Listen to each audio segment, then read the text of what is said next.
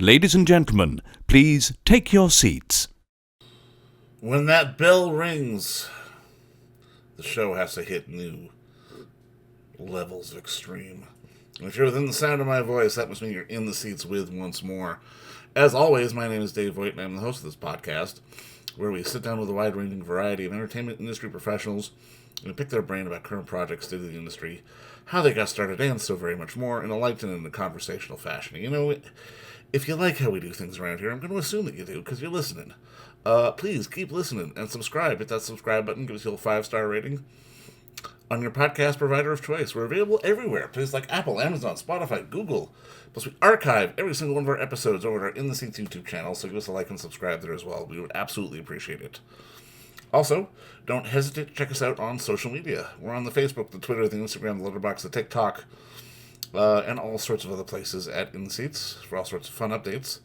And finally, and I do dare say most importantly, please pay us a visit over at In the Seats, intheseats.ca for all the latest and greatest from the world of film, television, basically the moving image at large. Because guess what?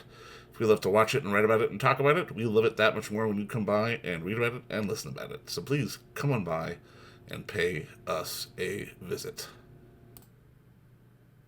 On this episode, we have stepped Gloria into the glorious, uh, four sides, the squared circle, the hallowed grounds of a wrestling ring for the brand new film, which is on video on demand now. It's called Dark Match from writer director Lowell Dean. It is a dirty little slice of horror, heaven, action, everything else in between.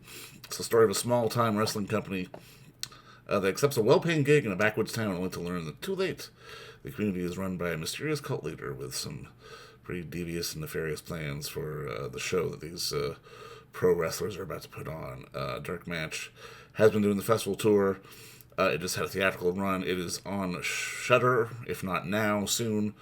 But it's on video on demand now, and it is a gory little piece of fun. And we had the unique pleasure of sitting down and talking with the star of the film, the one and only Ayisha Issa, aka Misbehave. If there hasn't been a better wrestling name than Misbehave, I dare you to tell me because that's pretty damn good. But it's a horror movie. It's an action movie. It's a lot of fun.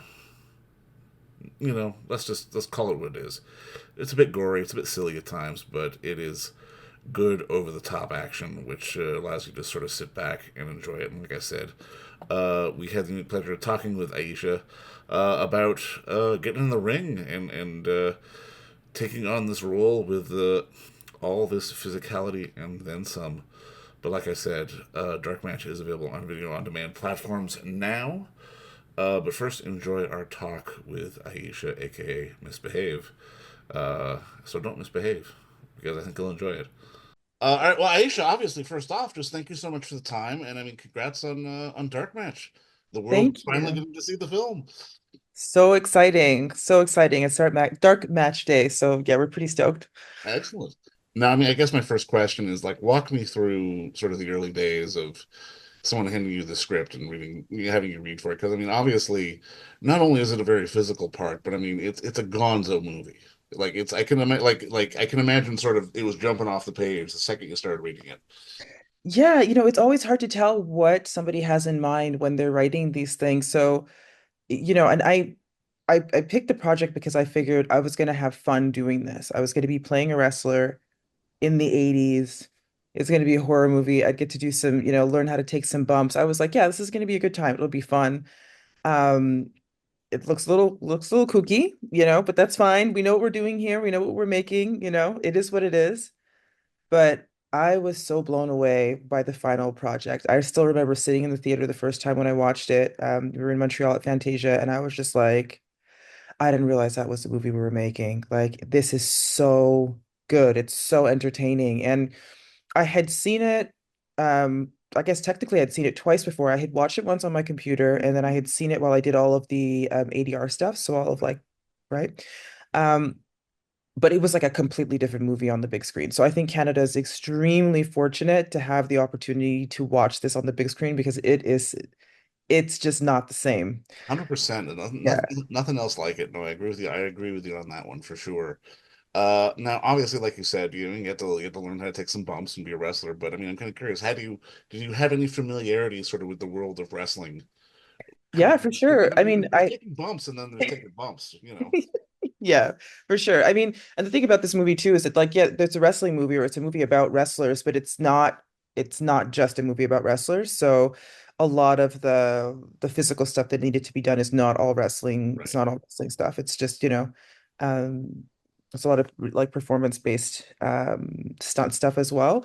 But we got really lucky. We had Justin who plays Finn, one of the other wrestlers in the movie who taught Sarah and I how to take bumps and how to kind of, how to break fall, how to be physical with that kind of theatrical flair that wrestlers are so well known for. So my background is in martial arts. I have my brown belt in Brazilian Jiu-Jitsu. I competed and taught for years. And um I was talking about this earlier this morning. It was kind of like taking some of the physical skills, um, and then adding this layer of like theatrics on top of it. And then while in jujitsu, like we're trying to end things immediately, whereas in wrestling, like you're trying to tell a story. The physical stuff is very real, but you need to be able to sustain yourself and you need to be able to protect your partner long enough to tell that story, right? So it's a very different mindset, but just as physical. You have to be so alert and so mindful of what you're doing. So even just in the context of trying to shoot a movie about it, um, I found that really complicated and it really helped me understand a little bit more about what they do. It's very complicated. How did you ultimately sort of find sort of the skin of Misbehave? Because I mean, obviously, it's a name pulled straight out of the '90s. I absolutely loved it.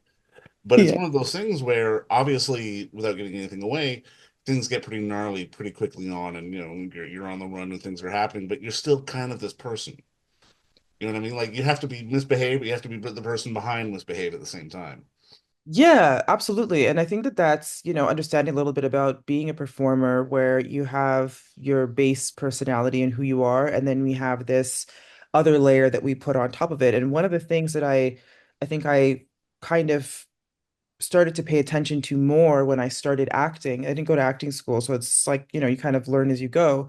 One of the things I learned to observe in myself and other people is that version of ourselves when we're alone, and that version of ourselves when we're with those closest to us. And then there's that version of ourselves that, you know, it's like the circle of influence, I guess, or like, we have like us, people closest to us, and the further out we go, the kind of the difference, there'll be a difference in how we interact with those people or how those people perceive us or how much of us they're able to see. To the extent of those of us who are professional performers, where we're putting on something completely different, like a whole other persona, and going out there for the purpose of entertaining. So I think that Misbehave, the character of Nick, who whose persona is Misbehave, she kind of understands that. But one of the things that I think I have in common with her is that I tend to gravitate towards roles where I feel like I understand what the author was trying to achieve with the character. And I think that the reason they hire me is because my interpretation of their interpretation of the character, they feel like there's an alignment For there, sure, for sure. right? So I'm bringing my real experience, my real life experience. A lot of my real personality is hidden in there and woven in there. And then it's layered into, well, what if I was living in the 80s? What if I was a professional wrestler? What if these were my life circumstances? What would that look like? And then also in this film, what I thought was really interesting is like the fact that there's all these weird things going on. Um, I played the fact that there is a lot of weird things going on. You know what I mean? Like this is not a normal thing for a normal person, and Nick is a very normal person in this movie. How did having Chris sort of be involved with this project give it a certain degree of validity? Because obviously, you know, you can pretend to wrestle but like say you're wrestling, but when you have sort of a Hall of Famer there sort of on set, it's like, okay, no, we have to really do it. And he's going to be there to make sure that we kind of do it properly, just to at least get the tone of it all right. Because I mean, that's the thing I think about this film that really impressed me. It's like the tone of being a part of the show. Yeah. Yeah, absolutely. Well, I think one of the like we were all very excited to have him be part of the project because of that reason where it kind of it did give it some validity. I think we were all very concerned also with making sure we pay homage to the sport of professional wrestling and that we do it justice because I think we all came in with a high level of respect for it already. We all grew up with some connection to it as kids, and this was something a dream project for I think everybody involved. But having Chris there, surprisingly enough, it's interesting because we were all so excited about kind of exploring his world. And he is like such a veteran in what he does. He is coming in and learning about our world, right? As an actor and as a performer. And he came in and he took that so seriously. And he was all about it. He came in with his binder, he had all of all of his lines and his little script highlighted. And he was so professional about it that kind of like put the rest of us to shame a little bit about how kind of, focused he was about the whole thing. Um, and then of course there was I think that him and Lowell probably had some discussions about like, oh yeah, these things um add validity and like these things, let's stay away from them. Um, but I can't really like speak to exactly what those details would have been because I wouldn't have been around for those conversations. No, for sure. But I mean, it's one of those things because I'm always fascinated by the art of telling a story physically. And I mean, Yeah, obviously, this is a very physical movie, and I mean, I'm kind of curious, even for you as a performer, because I mean, you've done some stunts before, and you're mostly an actor, yeah, but it's definitely in this day and age, it feels like the line has blurred a little bit to, if one day you wanted to go train to learn, yeah. be a professional wrestler, you could be. Oh yeah. There's avenues kind of going both ways. It feels like the businesses of entertainment are kind of starting to commingle a lot more. Absolutely. And doing this movie, I was really, really inspired by that. And I was like, maybe this is my opportunity to do exactly that and explore that route. And I think the only reason that that didn't play out, because it really kind of seemed like it would have at one point, is that the whole reason I stopped training jujitsu is because I injured my knee and it's Right. very unstable, like very unstable. And I'm not prepared to stop my life in order to go get surgery Right. yet. So there's just like a high risk of having like a serious, much more serious injury going into Oh, 100%. Yeah. the learning process of something that is so meticulously demanding. Like it's such a precise sport. But absolutely, I definitely got the bug. I enjoyed that blurred line, like you said, that the same thing that drew me into becoming an actor when I started jujitsu was the idea that they were hiring me for all these stunt actor roles where I got to learn fight choreography and I got to do this performance thing and I got to do both. And I got to, those characters usually have the cool costumes, they have the cool cars, they get the weapons.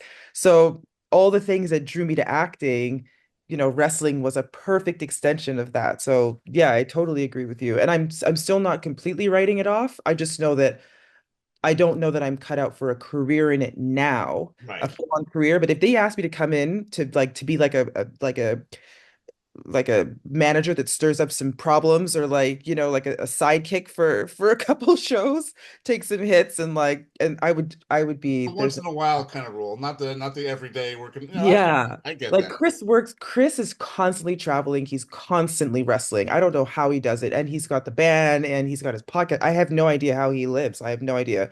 But maybe could survive like three shows spread out over like, a couple months or something. Lots of training. No, I mean, just put a bow on this. I mean, obviously today is the big day.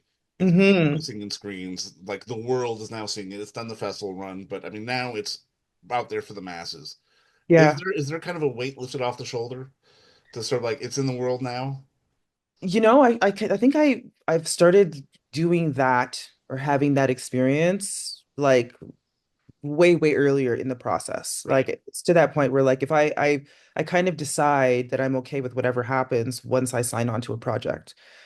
Which is what happened with this one. I was like, yep, we're making a horror wrestling movie. Like we know, guys, like let's keep the expectations. Let's be realistic here Right. about what Right. it's Right. gonna Right. be.